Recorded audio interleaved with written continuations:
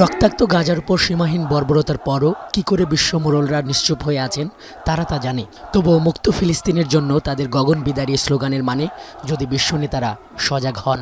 From the river to the sea, Palestine will be free. Bundle থাকলে প্রতি সেনমানিতে টাকা বাঁচবে। বিকাশ সেনমানি বান্ডেল কিনে জিতুন প্রতি লেনদেনে। গেল শতাব্দী জুড়ে দখলদার ইসরায়েল কি করে পদপিষ্ট করেছে গাজার নারী, শিশু, লক্ষ বেসামরিক নাগরিক অধিকারকে তারা তাও জানে। তবুও তারা বার্তা দিচ্ছে গাজাকে নিশ্চিহ্ন করবার আগ্রাসন আর নয়। ফিলিস্তিন, ফিলিস্তিন।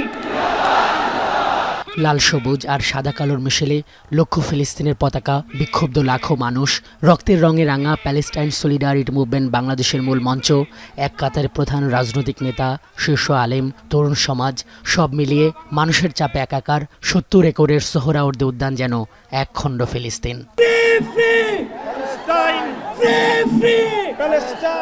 বিকেল ৩টায় শুরু হওয়া শহরের ৫টি প্রান্ত থেকে নিপীড়িত গাজাবাসীর প্রতি সংহতি জানিয়ে করা পদযাত্রার মিলন মোহনা ছিল এই সোহরাওয়ার্দী উদ্যান। কিন্তু চৈত্রের সূর্যের প্রখরতা উপেক্ষা করে তৃষ্ণা আর ক্ষুধা নিয়ে জড়ো হওয়া এসব মানুষের ভিড়ে উপচে পড়া পরিস্থিতি তৈরি হয় দুপুর থেকেই। তাদের কণ্ঠে বর্বর ইহুদিবাদের বিরুদ্ধে প্রচণ্ড ক্ষোভ। প্যালেস্টাইন সলিডারিটি মুভমেন্টের এই আন্দোলনটা আমরা বিভিন্ন দেশে দেখেছি, কিন্তু বাংলাদেশে এই ব্যানারে কখনোই আন্দোলনটা হয় নাই। যদি আমাদের এরকম সুযোগ থাকতো যে ফিলিস্তিন গিয়ে ইসরায়েলের বিরুদ্ধে যুদ্ধ করা, তাহলে সেখানে আমার মনে হয় এই বাংলাদেশের 18 কোটি মুসলমান যাদের মধ্যে ন্যূনতম ঈমান আছে তারা মনে যাওয়ার জন্য প্রস্তুত থাকতো। সকল মুসলমান ঐক্যবদ্ধ হয়ে আমরা সকল মুসলমানের পাশে দাঁড়াতে হবে এবং গাজাকে রক্ষা করতে হবে। সরাসরি কোনো প্রতিবাদ করতে পারতাছি না, এই জন্য জনসমুদ্র এক হয়ে আমরা ইসরায়েলি যত পণ্য আছে এগুলা বর্জন করতে চাই। আমার একটা দুঃখ যে ৯৫ লক্ষ ইহুদিদের জন্য আমরা ২০০ কোটি মুসলমান আবাবিলের অপেক্ষায় আছি। আজকে সিরিয়া ধ্বংস করবে, কালকে ইরাক ধ্বংস করবে,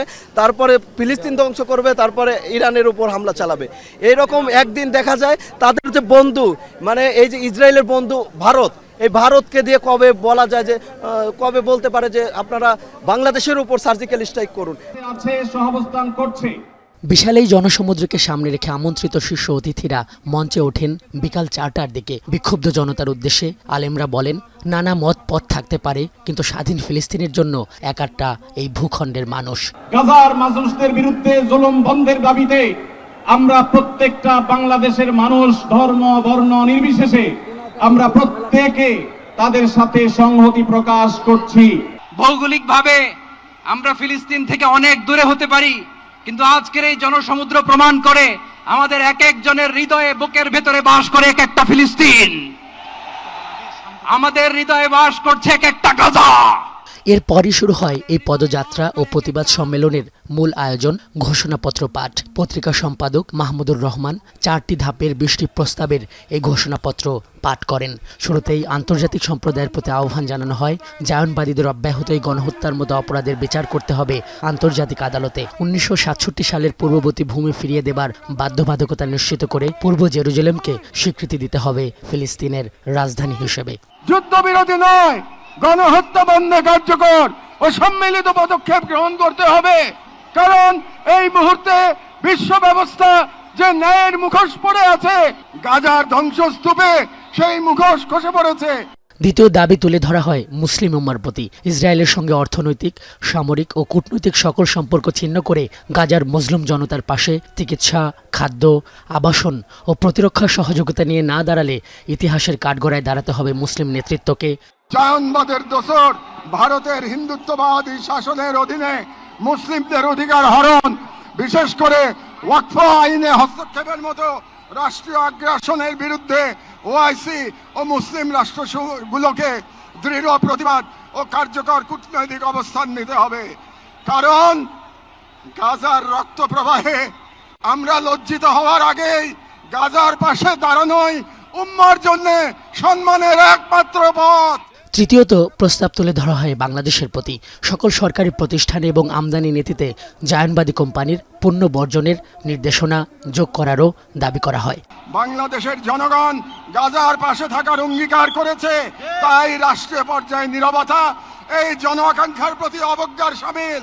বাংলাদেশি পাসপোর্টে অ্যাকসেপ্ট ইসরায়েল শর্ত পুনর্বহাল করতে হবে এবং ইসরায়েলকে রাষ্ট্র হিসেবে স্বীকৃতি না দেওয়ার অবস্থান আরো সুস্পষ্টভাবে প্রকাশ করতে হবে। ভবিষ্যৎ প্রজন্ম যাতে নিজেদের আদর্শ ভূখণ্ড রক্ষায় জীবন ও সম্পদ দিতে সর্বোচ্চ ত্যাগের মানসিকতায় গড়ে ওঠে, তার জন্য নিজেদের প্রতি অঙ্গীকারনামা নামের শিরোনামে আরও 4টি প্রস্তাব তুলে ধরা হয়।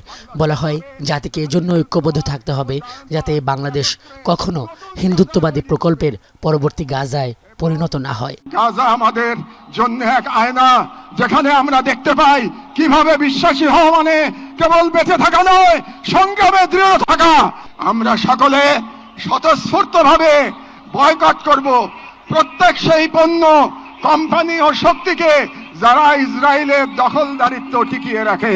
গাজার সংগ্রাম মুখর সম্মানিত অধিবাসীদের জন্য দোয়া ও মোনাজাতের মাধ্যমে শেষ হয় মার্চ ফর গাজা। অনিরুদ্ধ এক জেহাদের তেজ হৃদয় নিয়ে স্লোগানে স্লোগানে সোহরাওয়ার্দী উদ্যান ত্যাগ করেন আগত বিক্ষুব্ধ মানুষেরা। 5 আগস্টের ঐতিহাসিক গণঅভ্যুত্থানের পর আরও একবার ঐতিহাসিক ঐক্য দেখল এই ঢাকা, এই ঐতিহাসিক সোহরাওয়ার্দী উদ্যান। প্রায় সব রাজনীতির, সব মতপথের মানুষের এই যে ফিলিস্তিনের পক্ষে দাঁড়িয়ে যাওয়া, এটি জানান দেয় আল আকসার ঐতিহাসিক সংগ্রামকে হৃদয় দিয়ে ধারণ করে ঢাকা। একই সঙ্গে এটি এই বার্তাও দেয় যতবারই জায়নবাদীরা পৃথিবীর মানচিত্র থেকে ফিলিস্তিনকে নিশ্চিহ্ন করার চেষ্টা করবে, ততবারই জীবন দিয়ে তা প্রতিহত করতে প্রস্তুত এই মানুষেরা। সোহরাওয়ার্দী উদ্যান থেকে আজহার লিমন, এখন ঢাকা।